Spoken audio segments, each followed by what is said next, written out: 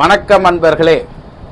வாழ்வில் எல்லா வளமும் பெற்று சூரியனை போல் பிரகாசமான வாழ்க்கை பெற வேண்டும் என்பது இந்த சிம்ம ராசிக்கு அன்பான வேண்டுகோள். அன்பர்களே, சிம்ம ராசியை பற்றி இன்று சிறப்பு பலனாக சிம்ம ராசிக்காரர்கள் எந்த மாதிரி துரோகத்தையும் எதிரியையும் எதிர்கொள்கிறார்கள், வாழ்க்கையில் இந்த கர்மாவின் துணை பயனும் விதி பலனையும் நீங்கள் அறிந்து கொள்ள ஒரு எளிய முறையில் உங்களுக்கு விளக்குகிறேன். நண்பர்களே, சிம்ம ராசி காலபுருஷனுக்கு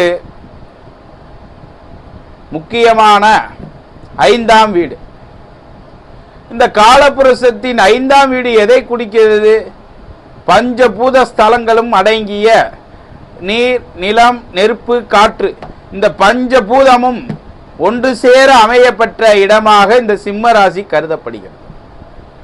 எப்படி மும்மூர்த்திகள் சொல்லுகிறோமோ, பிரம்மா, சிவன், விஷ்ணு, இந்த மும்மூர்த்திகளும் எங்கு இருந்து இறைவனை இயக்குகிறார்களோ அதே போல் இந்த சிம்ம வீட்டில் இயக்குவார்கள் என்பது ஐதீகமாக கருதப்படுகிறது.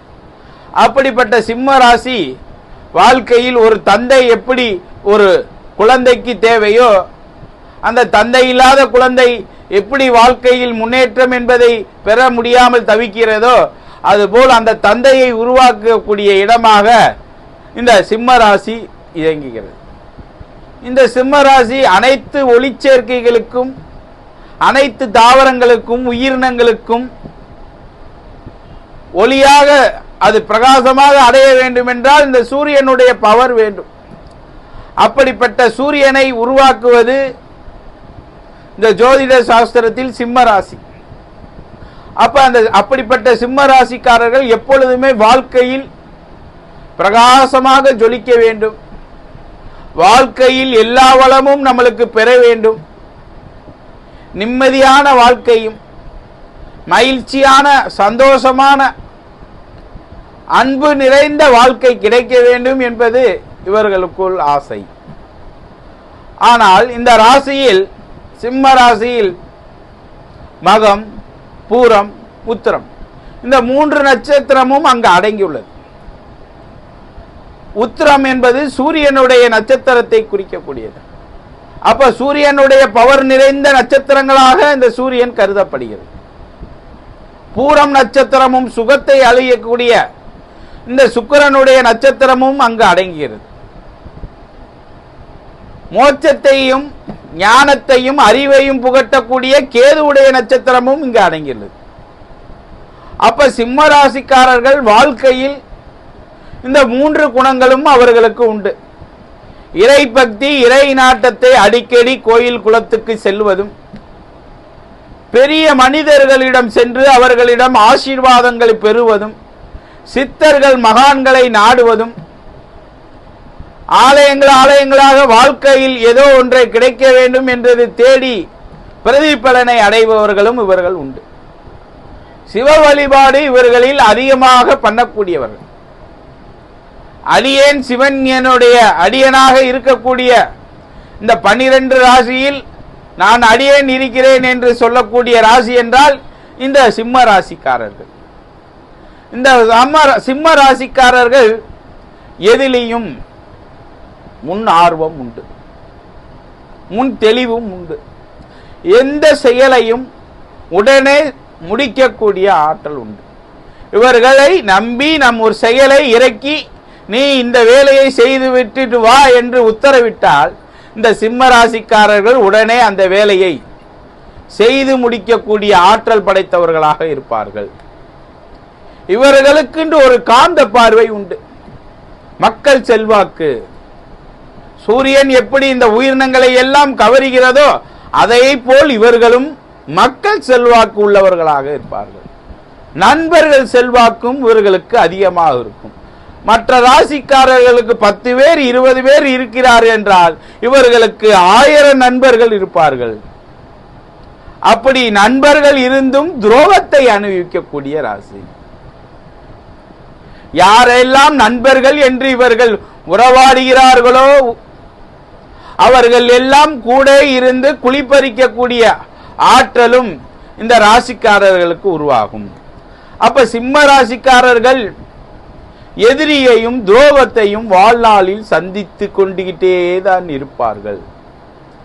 இவர்கள் இந்த பிறவி பயனின் கர்ம வினையின்படி எப்பொழுதும் இவர்கள் வாழ்க்கையில் நிம்மதியின்மை நிச்சயமாக உண்டு.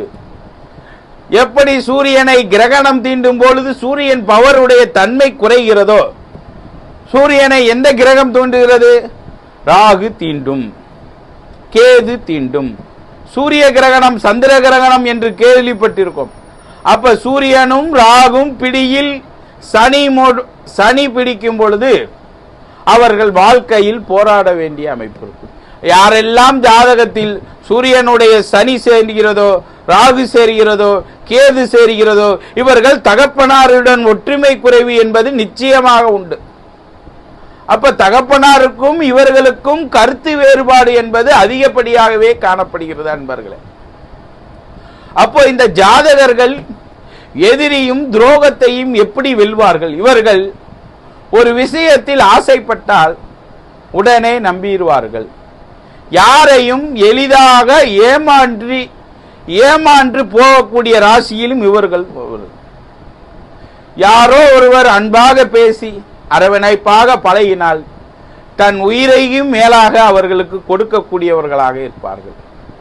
அன்புக்கும் பண்புக்கும் பாசத்துக்கும் இயங்கக்கூடிய ராசி எது என்று கேட்டால் இந்த சிம்ம ராசிக்காரர்கள்.